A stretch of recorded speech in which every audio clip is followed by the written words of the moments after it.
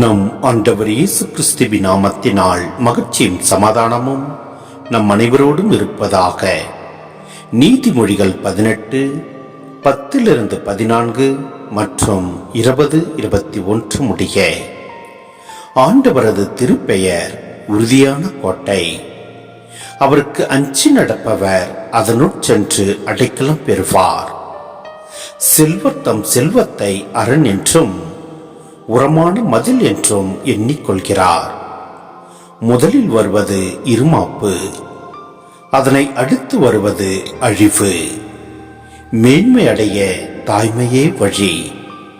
வினாவை செவ்வனை கேட்பதற்கு முன் விடையளிப்பவர்களுக்கு அச்செயலே அவர்களுக்கு மடைமையும் இகழ்ச்சியும் ஆகும். மன வலிமை நோயை தாங்கிக் கொள்ளும். மனம் புண்பட்டால் அதை குணப்படுத்த யாரால் இயலும்? ஒருவர் நாவினால் எதை விதைக்கிறாரோ அதையே உண்பார். தம் பேச்சின் விளைவையே அவர் தூய்த்தாக வேண்டும். வாழ்வதும் நாவாலே, சாவதும் நாவாலே. வாயாடுவோர் பேச்சின் பயனை தூய்ப்பர். சிந்தனை.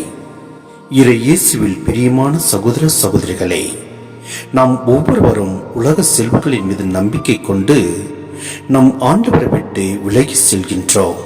அவ்வாறு இல்லாமல் உலக செல்வங்களை வெறுத்து நம் ஆண்டவர் மீது முழு நம்பிக்கை வைத்து நாம் செயல்படுகின்ற போது அவர் நம்மை ஆசீர்வதிப்பார். ஏனெனில் உறுதியான கோட்டையாகவும் அடக்கலம் புகும் தஞ்சமாகவும் நம் ஆண்டவர் ஒருவரே இருக்கின்றார். நாம் ஒவ்வொருவரும் தம்மை தாழ்த்தி ஆண்டவரோடு நாம் ஒன்றித்து வாழ்வோம். ஆண்டவர் தம்மை தாழ்த்தினார், எனவே அவர் இன்று அனைத்திற்கு மேலான கடவுளாக விளங்குகின்றார். எனவே நாம் நம்மை தாழ்த்தி ஆண்டவருக்கு பணிந்து அவரது கட்டளைகளை பின்பற்றி வாழ்வோம். எல்லாம் வல்ல இறைவன் நம்மை நிறைவாய் ஆசீர்வதிப்பார். ஆமென்.